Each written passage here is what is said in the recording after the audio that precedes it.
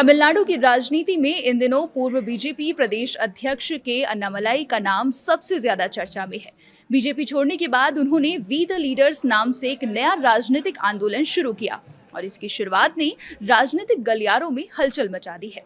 दावा किया जा रहा है कि आंदोलन लॉन्च होने के कुछ ही घंटों के अंदर लाखों लोग इससे जुड़ गए, जिसे देखकर डीएमके, एआईडीएमके, कांग्रेस और अन्य दल भी हैरान हैं। नमस्कार, आप देख रहे हैं न्यूज़ 18 का डिजिटल प्लेटफॉर्म और मैं हूं आपके साथ पल्लवी त्रिपाठी।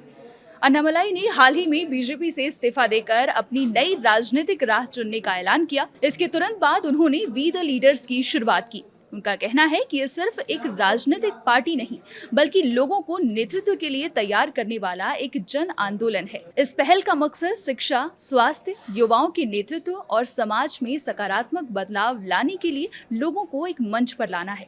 आंदोलन शुरू होते ही लोगों का जबरदस्त समर्थन देखने को मिला। शुरुआती कुछ घंटों में ही करीब 8 लाख लोगों ने खुद को इस अभियान से जोड़ लिया। इसके बाद सदस्यता का आंकड़ा लगातार बढ़ता गया और 24 घंटे के अंदर ये संख्या 13 लाख से भी अधिक पहुंच गई। अन्नामलाई ने सोशल मीडिया पर लोगों का धन्यवाद करते हुए कहा कि उन्हें समर्थन से खुशी के साथ साथ बड़ी जिम्मेदारी का एहसास भी हो रहा है। उनका कहना है कि लोग बदलाव चाहते हैं और यही कारण है कि इतने कम समय में इतने बड़े पैमाने पर समर्थन मिला है। अपने आंदोलन की घोषणा के दौरान अन्नामलाई ने तमिलनाडु की राजनीति में परिवारवाद और व्यक्ति पूजा पर भी निशाना साधा। उन्होंने कहा कि राज्य की राजनीति को नए विचारों और नए नेतृत्व की जरूरत है।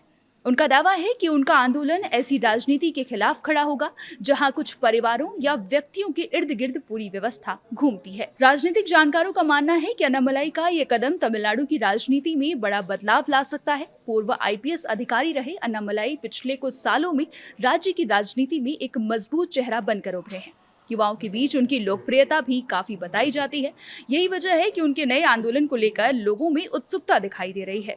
ऑपोजिशन अन्नामलाई के इस कदम पर नजर बनाए हुए है। कई पॉलिटिकल एक्सपर्ट्स का मानना है कि अगर ये आंदोलन इसी तरह लोगों को जोड़ता रहा तो आने वाले समय में ये एक राजनीतिक पार्टी का रूप ले सकता है और तमिलनाडु की राजनीति में नई चुनौती पेश कर सकता है। खुद अन्नामलाई भी संकेत दे चुके हैं कि उचित समय आने पर यह आंदोलन एक फुल फ्लेज्ड पार्टी में बदल सकता है।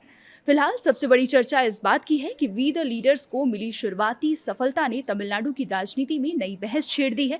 लाखों लोगों का कुछ ही घंटों में जुड़ना ये दिखाता है कि राज्य में नए राजनीतिक विकल्पों को लेकर उत्सुकता मौजूद है।